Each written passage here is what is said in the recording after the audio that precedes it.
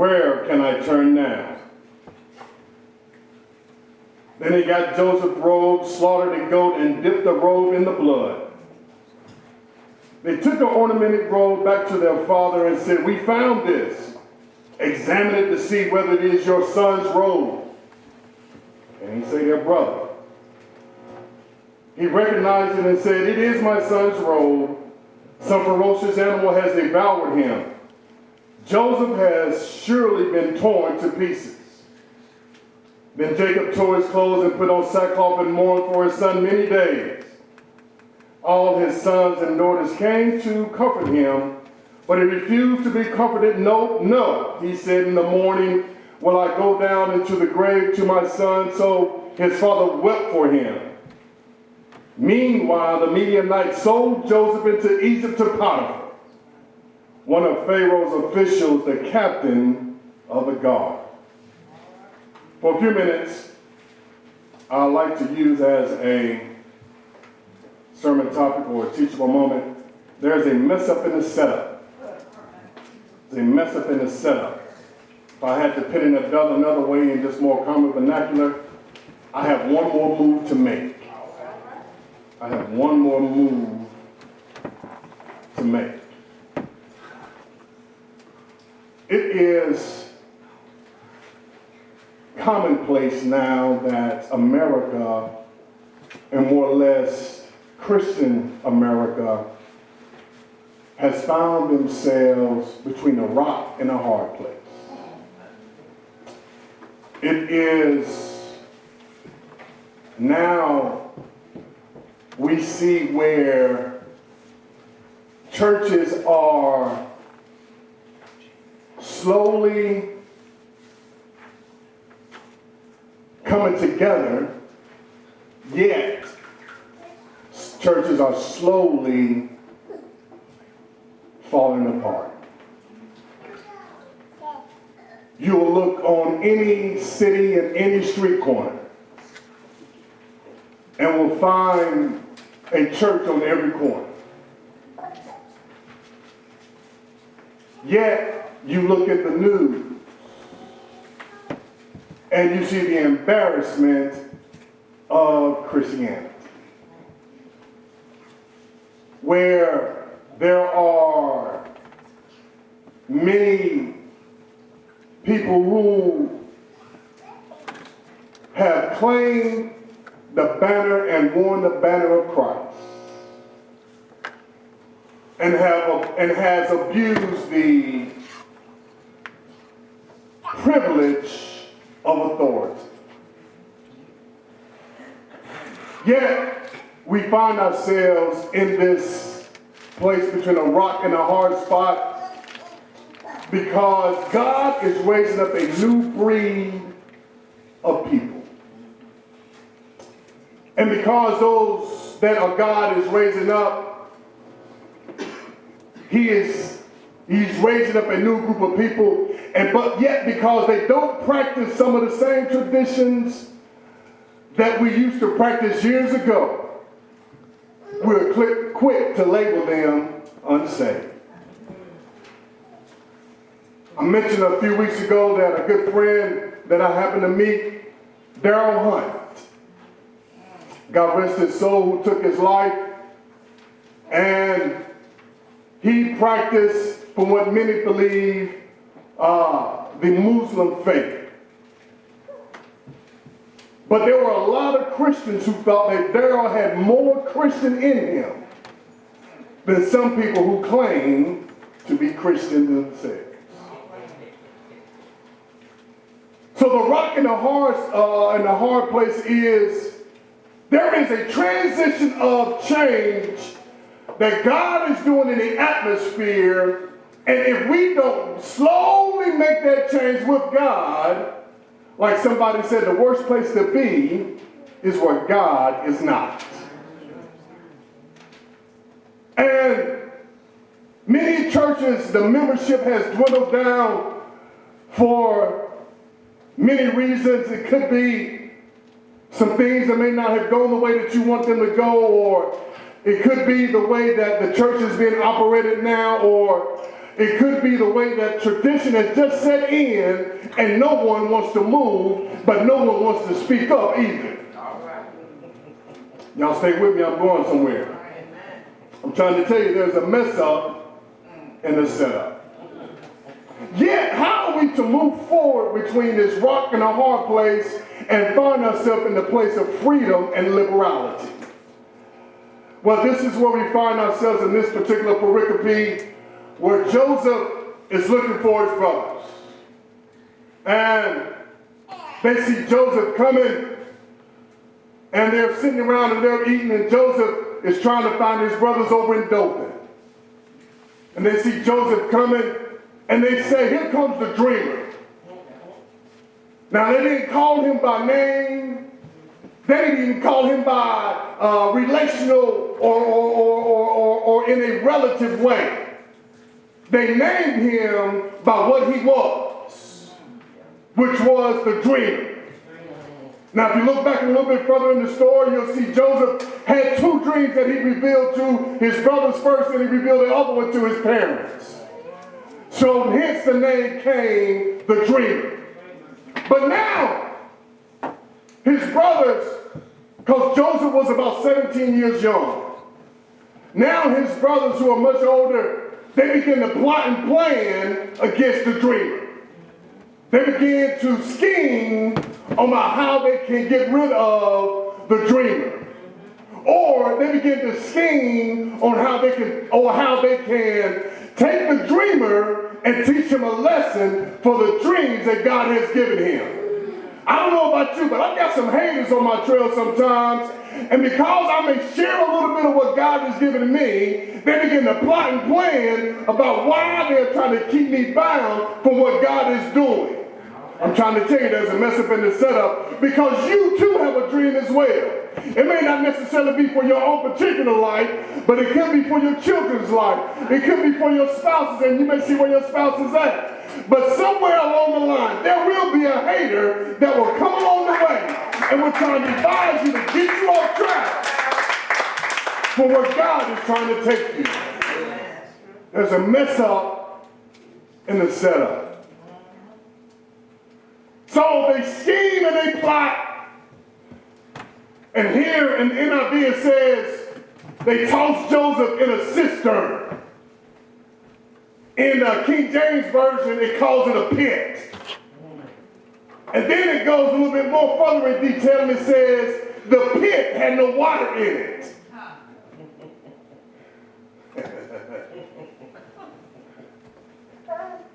I don't know about you, but there are some times in my life because I have believed what society has said to me and what my friends have planted inside of my spirit that will make me feel like I'm at the bottom of the pit and I can't get no help whatsoever. Can you imagine being in the pit of life where you don't even have what makes up 95% of your body?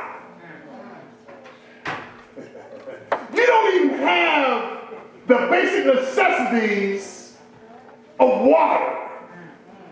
So can you imagine Joseph inside of the pit, scraping up against the walls, trying to climb himself out from where society has placed him in? Y'all help me with this feedback. Could it be that the reason God designed him to be in the pit is because there's a lesson to be learned while you're inside of the pit? There's a mess up in the setup. See, we got it twisted sometimes, and we think that God is the one that's punishing us, when in fact we punish ourselves more so than anything else. We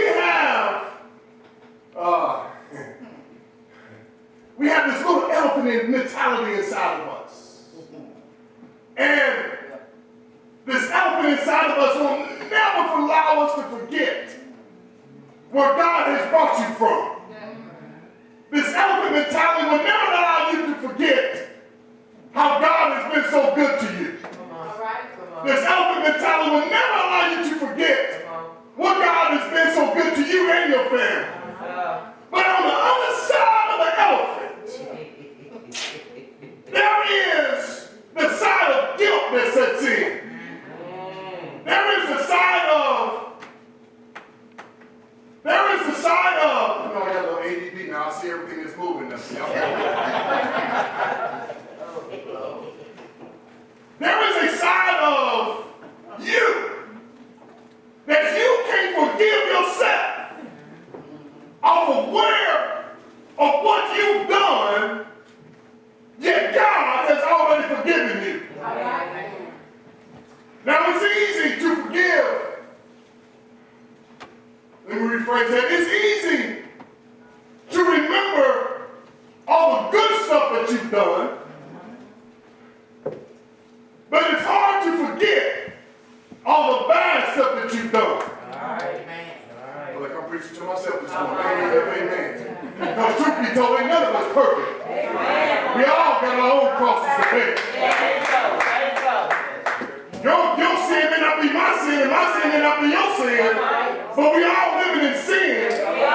So we can just look down on somebody else because they be in the bottom of their pit. So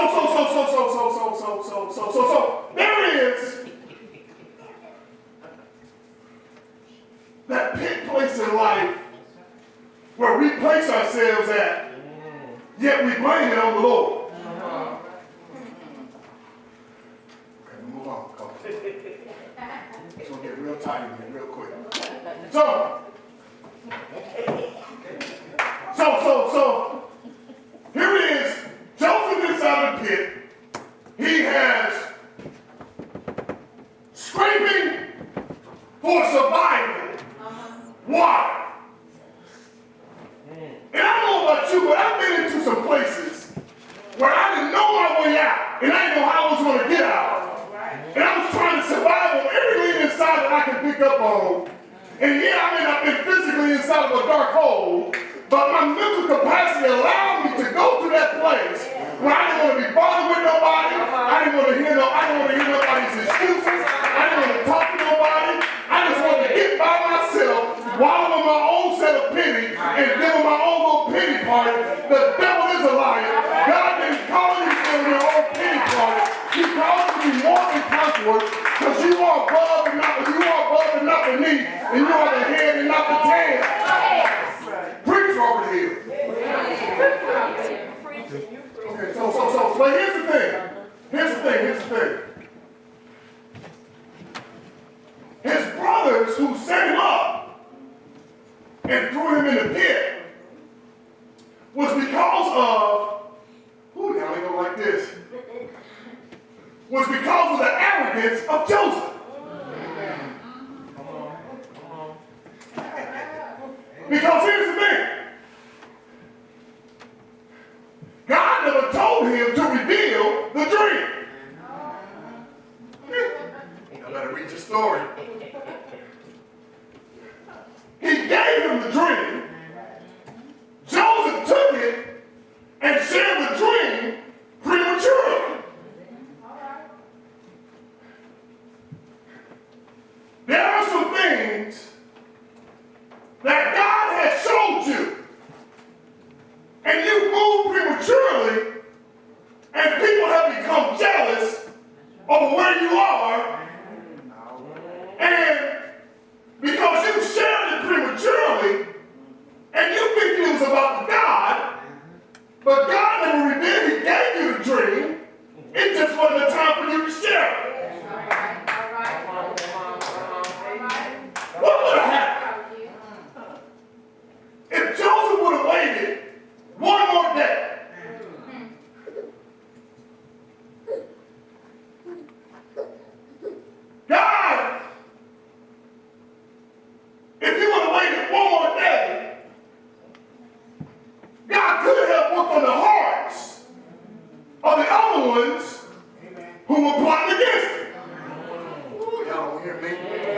preach right here, because we get so excited and get overzealous about what the Lord is doing in you.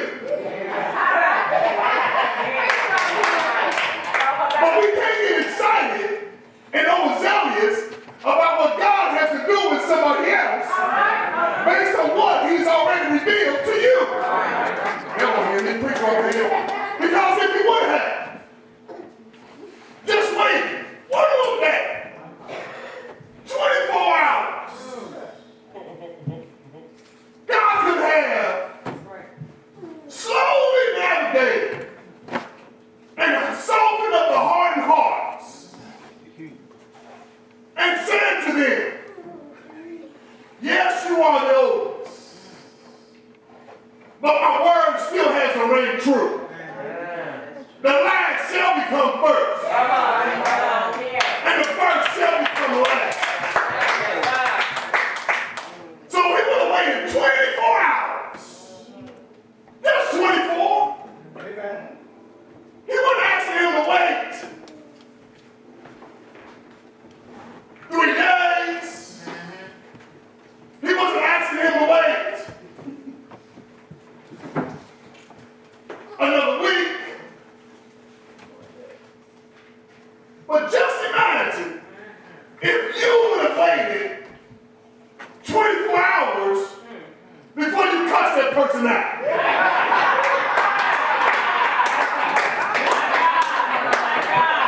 What would have happened if you would have waited 24 hours before you talk to your spouse or your significant other or your boo bang or whoever they may be to you, before you told them off? Just pray about it a little bit and let God soften the heart. What would have happened if you would have came and waited, coming into the church meeting to push your agenda without saying and blaming it on the Lord, knowing it's all about you? What would have happened if you would have just waited? You done came, and because you didn't get it your way, if you just would have waited just a little while longer,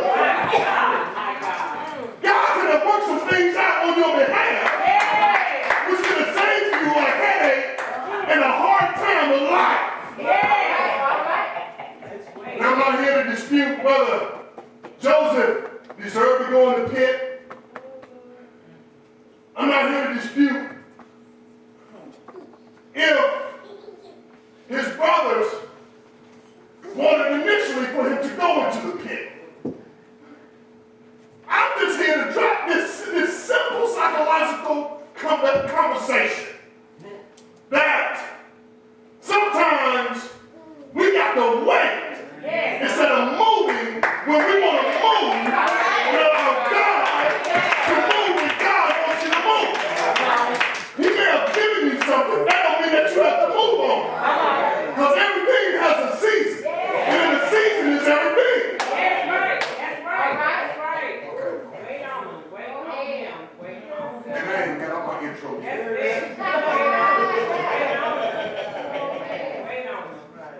But there's a mess up in the setup. And it reminds me of a story. There were 2 gentlemen walking in an art museum, and they happened to see a painting up on the wall.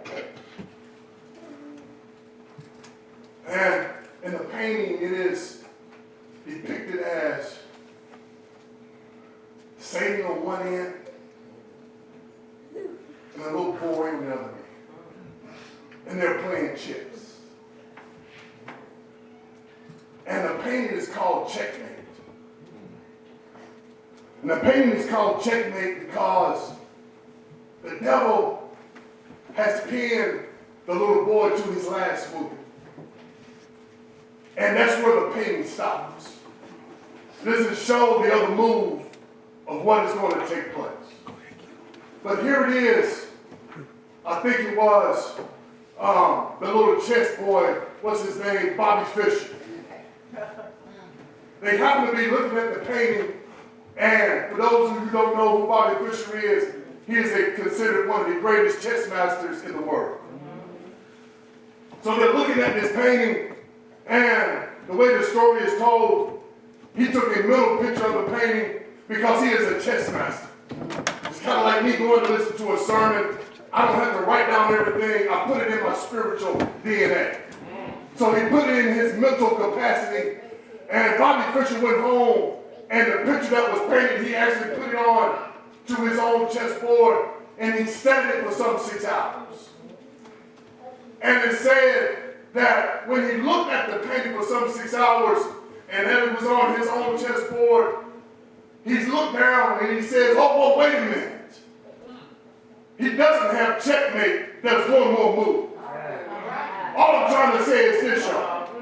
No matter how we get down into the pit of life, no matter who puts ourselves down there one way or another, regardless of who tries to throw us down in the pit, whether it be yourself or by somebody who doesn't want to see you succeed, there's always one more move that's left on the table. Because God is going to back you into a point to where he's going to leave you moveless, because he is the ultimate chess master. He is the one that comes when you need to have somebody to talk to. He is the one that happens to be the alpha and the omega. So he knew the chess game before, he knew where you was going to be before you was going to land it. But when you find yourself in the pit of life, there's always a ram in the bush. See, the problem didn't see the ones that were coming around. They didn't see the ones that were behind the bushes. They didn't see the Midianites riding in from the other way. But the Midianites saw Joseph being thrown into the pit. So they went down and they picked him up out of the pit. They picked him up out of the pit. And they sold him to Potiphar's house. I ain't ready to go home. I got a little bit more teaching to do. But as long as, thank you fellas, but as long as God has given you another move, there is nothing that nobody else around you can do. Because there's always somebody watching to get you to the place of where you want to be. You may not know who they are. And you may think it is a form of slavery just because of the way the trade is. But there is a God in the midst of the slave trade. He is the one that is coordinating the whole thing. Talk about it. That's good. That's good. Come on. I got a lot of need to get to y'all. And I want to get to the end too quickly. All right. So. I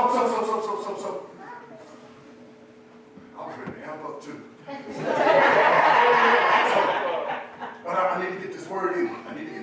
I don't want to just hoop you. I need you to get this word. So the Midianites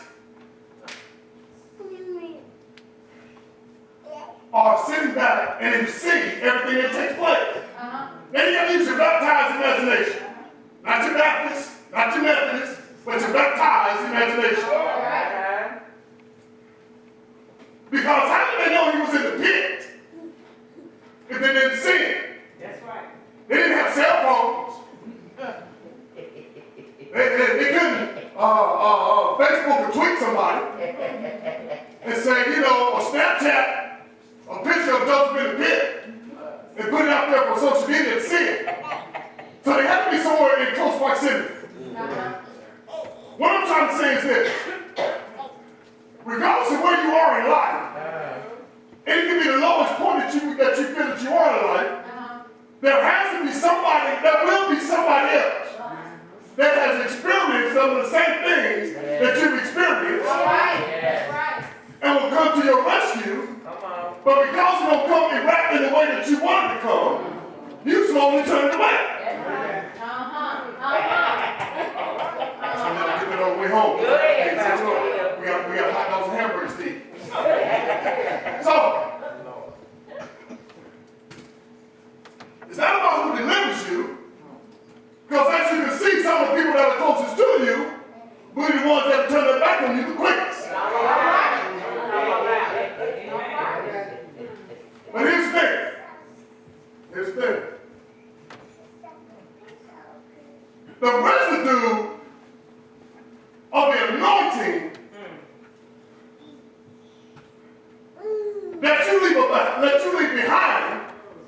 will affect everybody else who try to destroy you. The residue of the anointing, of the anointing, that you leave behind after you come out of the pit, because you ain't going back there, it's lasting and it'll affect everybody else that you leave behind. Let me see if I can prove that. It's right there in the Bible. His coat of many colors. The coat that his daddy adorned him with. All right. The baby boy. The one that was shown all the faith is now left behind. But they dipped it in some blood.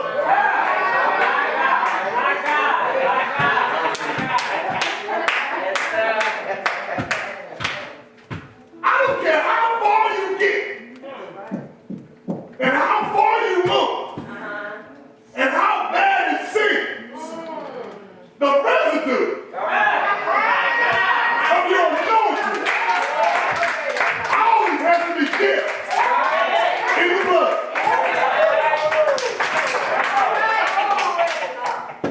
Because it wasn't until they brought the coat back to the daddy that the daddy mourned.